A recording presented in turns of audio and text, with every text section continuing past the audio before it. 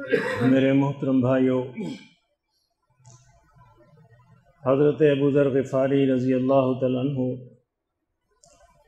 اور سیدنا بلال رضی اللہ تعالیٰ عنہ دونوں ہی حضور صلی اللہ علیہ وسلم کے بڑے پیارے صحابی تھے۔ ایک دن یہ دونوں حضرات کسی محفل میں، کسی مجلس میں اکٹھے تھے، بات چیت ہو رہی تھی۔ بات چیت کے دوران دونوں میں تھوڑی تلخ کلامی ہو گئی اور حضرت ابو ذر نے کچھ نازیبا کلمات کہہ دیے حضرت بلال کو، جن میں سے ایک کلمہ یہ بھی تھا کہ او کالی ماں کے بیٹے۔ حضرت بلال کو بڑا رنج ہوا، کہنے لگے کہ میں حضور صلی اللہ علیہ وسلم کی خدمت میں حاضر ہوں۔ کیسا عجیب زمانہ تھا، کیسے خوش نصیب لوگ تھے، جو بھی مسئلہ آتا حضور کی محفل میں حاضر ہو جاتے۔ اس آسمان نے اور اس کائنات میں ان سے خوش نصیب لوگ نہیں دیکھے، نہ پہلے دیکھے نہ بعد میں دیکھے۔ سیدنا بلال رضی اللہ عنہ حضور صلی اللہ علیہ وسلم کی خدمت میں حاضر ہوئے اور کہا کہ یا رسول اللہ صلی اللہ علیہ وسلم، مجھے ابو ذر نے یوں کہا۔ حضور نے فرمایا ابو ذر کو بلا کے لاؤ۔ حضرت ابو ذر کو بلایا گیا، انہیں بھی اندازہ ہو گیا کہ میری شکایت پہنچ گئی۔ وہ نبی صلی اللہ علیہ وسلم کی خدمت میں حاضر ہوئے، حضور کے چہرہ پر ناراضگی کے اثرات ظاہر ہوئے۔ آپ نے ابو ذر کو دیکھا اور کہا کہ ابو ذر، تم سے ابھی تک جاہلیت کا وہ زمانہ نہیں گیا، جہالت کا جو زمانہ تھا، جہالت کا جو مزاج تھا وہ نہیں گیا ابھی تک۔ چلو اپنے بھائی سے معافی مانگو، اپنے اللہ سے بھی معافی مانگو۔ حضرت ابو ذر نے رونا شروع کیا اور بلال کو پکڑ کے باہر لے گئے، کہنے لگے بلال، اللہ کے لیے مجھے معاف کر دو، اور یوں کرو، میں زمین پر لیٹتا ہوں، تم اپنا پاؤں میرے چہرے پر رکھو تاکہ دنیا کو معلوم ہو جائے کہ تو جاہلیت کی باتیں کرتا ہے، اس کا علاج یہی۔ میرے چہرے پر اپنا پاؤں رکھو گے تو میں سمجھوں گا کہ معافی ہو گئی۔ حضرت بلال رضی اللہ تعالیٰ عنہ نے اسی اثناء میں حضرت ابو ذر نیچے لیٹ گئے زمین پر، اور یہ مطالبہ کر رہے ہیں کہ بلال میرے چہرے پر اپنا قدم رکھو، میرے چہرے کو روند دو، مسل ڈالو تاکہ معافی ہو جائے۔ حضرت بلال رضی اللہ تعالیٰ عنہ نے بڑھ کر حضرت ابو ذر کو اوپر اٹھایا، اپنے گلے سے لگایا اور کہا کہ ابو ذر، میں اس چہرے کو کیسے روند سکتا ہوں جو اللہ کے حضور سجدہ ریز ہوتا ہے، جو حضور کی مجلس میں حاضر ہوتا ہے۔ میں نے تمہیں اللہ کے لیے معاف کیا۔ میرے محترم بھائیوں، یہ ہوتا ہے معافی مانگنا۔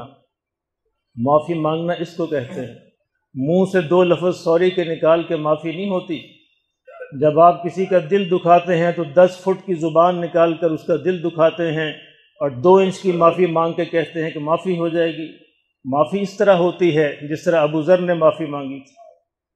نور الہدیٰ شاہ ہمارے ملک کے ایک معروف رائٹر ہیں، بہت سے ٹی وی سیریل بھی ان کے چلے، بڑا اچھا لکھنے والی ہیں۔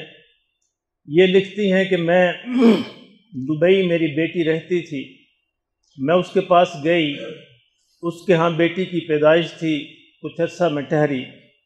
پیدائش کے فوراً بعد ڈاکٹروں نے کہا کہ بیبی پری میچور بیبی ہے، تو اس کو انکیوبیٹر میں رکھنا پڑے گا۔ انکیوبیٹر میں اس کو رکھ دیا اور 1 دن 2 دن 4 دن 8 دن 10 دن ہم انتظار کرتے رہے، لیکن معاملہ صحیح نہ ہوا۔ بچی کی حالت خراب کی خراب تھی، وہ بگڑتی چلی گئی، کوئی اس کی صحت کے آثار ظاہر نہ ہوئے، اور یہ بچی بھی وہ تھی جو 10 برس کے بعد پیدا ہوئی تھی، یعنی شادی کے 10 برس کے بعد پہلی بچی پیدا ہوئی تھی، اور اس کی حالت یہ تھی۔ کہتی اسی طرح کرتے کرتے 1 مہینہ گزر گیا اور سارا گھر سب بڑے پریشان۔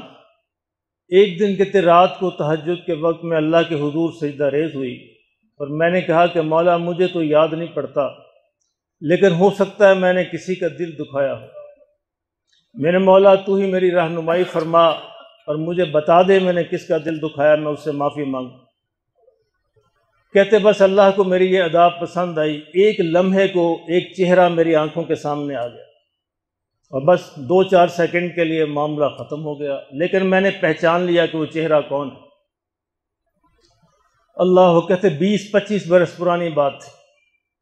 اب دیکھیں اللہ کے اپنے معاملے ہیں، کہاں جا کر کہاں اثرات ہوتے ہیں۔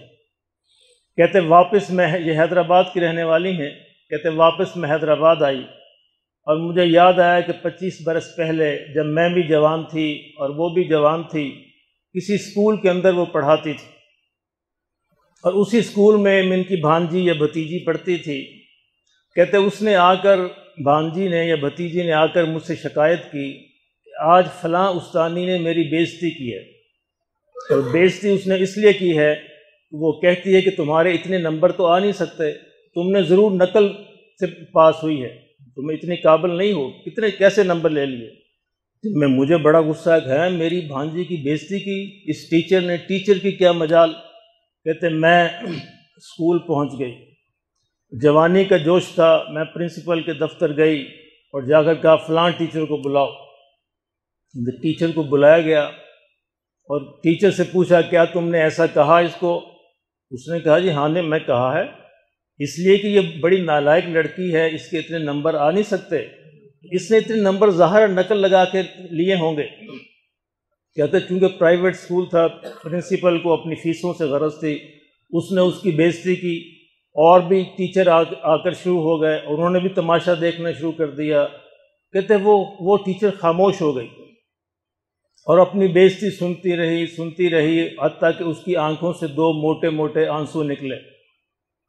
اب ان 2 آنسوؤں نے 25 برس کے بعد اس کے گھر پہ جا کے اثر کیا۔ کہتے وہ چلی گئی، بس اس نے زبان سے کچھ نہیں کہا اور وہ چلی گئی۔ میرے محترم دوستو، جب آپ 4 بندوں کی محفل میں کسی کی بےعزتی کرتے ہیں اور بڑے خوش ہوتے ہیں میں نے بےعزتی کی، اور وہ بندہ آگے سے خاموش ہو جاتا ہے اور اس کی آنکھوں سے آنسو نکلتے ہیں، اللہ کی قسم یہ 2 آنسو آپ کے راستے کی دیوار بن جائیں۔ اور ان 2 آنسوؤں میں سب سے خطرناک آنسو ماں باپ کی آنکھوں کے آنسو ہوتے ہیں۔ اگر کسی اولاد کی وجہ سے کسی کے ماں باپ کی آنکھوں میں آنسو آ جائیں، اللہ کی قسم پتہ نہیں کس کس راستے میں اس کے رکاوٹیں کھڑی ہو جائیں اور اس کو اندازہ بھی نہیں ہوگا۔ اللہ اکبر۔ نور الہدا کہتی ہیں خیر وہ چلی گئی، میں بھی آگے بات بھول گئی۔ اب 25 برس کے بعد اس کے 2 آنسو ان کے راستے میں رکاوٹیں کھڑی کیے ہوئے کھڑے تھے، موجود تھے۔ کہتے میں نے وہاں سے ٹکٹ لیا، جہاز پکڑا، واپس حیدرآباد پہنچا اور آ کے میں نے پتہ کیا کہ فلاں اسکول میں فلاں ٹیچر ہوتی تھی، آج کل کہاں ہے۔ ڈھونڈتے پتہ چلا کہ وہ آج کل کراچی رہتی، اور میں ڈھونڈتے آخر اس سے گھر پہنچ گئی اور پتہ چلا کہ وہ اب بیچاری وہ بھی بوڑھی ہو گئی ہے، ریٹائر ہو چکی ہے، اور اس نے ساری عمر شادی صرف اس لیے نہیں کی تھی کہ بوڑھے ماں باپ کی خدمت کون کرے گا۔ اتنی بڑی قربانی کرنے والی عورت۔ کہتے میں اس کے گھر گئی اور گھر جا کر اس سے ملاقات ہوئی، اس نے بھی مجھے پہچان لیا۔ کہتے میں نے اس سے عرض کیا کہ کیا تمہیں 25 برس پہلے کی یہ بات یاد ہے؟ کہتے وہ خاموش ہو گئی، اس کا مطلب ہے اسے یاد تھی۔ اس نے میری طرف دیکھا، اس نے کہا یاد ہے۔ کہتے میں نے کہا کہ خدا کے لیے مجھے معاف کر دو، تمہارے یہ 2 آنسو ہمارے راستے کی دیوار بن چکے۔ کہتے میں نے اٹھا، اپنا دوپٹہ اتارا، اسے قدموں میں ڈال دیا اور اس کے پاؤں پکڑ لیے کہ خدا کے لیے مجھے معاف کر دو۔ یہاں نور الہدا نے بڑا عجیب جملہ لکھا کہ لوگوں معافی ایسے نہیں مانگی جاتی، معافی یہ ہوتی ہے اپنی انا کے ٹکڑے کر کے دوسرے کے قدموں میں رکھنے ہوتے ہیں، یہ معافی ہوتی ہے۔ اللہ کو تمہاری اس انا کے ٹکڑوں کی ضرورت نہیں۔ دل دکھایا تم نے بندوں کا، معافی مانگتے ہو اللہ سے، یہ سودا غلط ہے۔ جس کا دل دکھایا اس سے معافی مانگو، اور اس سے بھی ایسے نہیں یہ سوری سے معافی نہیں ہوتی، اپنی انا کے ٹکڑے اس کے قدموں میں ڈھیر کرنے ہوتے ہیں، پھر معافی ہوتی۔ کہتے جو ہی میں نے یہ عمل کیا، اس عورت نے اٹھا کے مجھے گلے سے لگا لیا اور اس کی آنکھوں سے کہتی ایک دفعہ پھر 2 آنسو نکلے، یہ خوشی کے آنسو تھے، اور کہتی ان آنسو نے میرا مسئلہ حل کر دیا۔ ایک آنسو نے دیوار کھڑی کی تھی، دوسرے آنسو نے اس دیوار کو گرا دیا۔ میں گھر پہنچی، مجھے دبئی سے فون آیا کہ امی جان بچی کی حالت سنبھل گئی۔ میرا مالک جب چاہے، جس طرح چاہے، جو چاہے سب کر سکتا ہے، اور وہ سب کچھ کے بغیر سب کچھ کر سکتا ہے اگر اس کا ارادہ ہو۔ تو میرے محترم دوستو، یہ ہوتی ہے معافی۔ اللہ ہمیں سمجھ نصیب فرما دے۔ ہم دل دکھانے میں بڑے تیز ہوتے ہیں اور معافی مانگنے میں بڑے پیچھے ہوتے ہیں۔ اور پھر معافی یہ دو لفظوں کی نہیں ہوتی، جتنی بڑی زبان سے کسی کو نقصان پہنچایا ہوتا ہے اتنی ہی بڑی زبان نکال کر پھر معافی بھی مانگنی چاہیے۔ 2 گز کی زبان سے تکلیف پہنچائی اور 2 انچ کی زبان سے معافی مانگی، یہ تو معافی نہیں ہے۔ اللہ ہمیں سمجھ نصیب فرما دے۔ خدا کے لیے موت سے پہلے پہلے یہ معافی مانگ لیں۔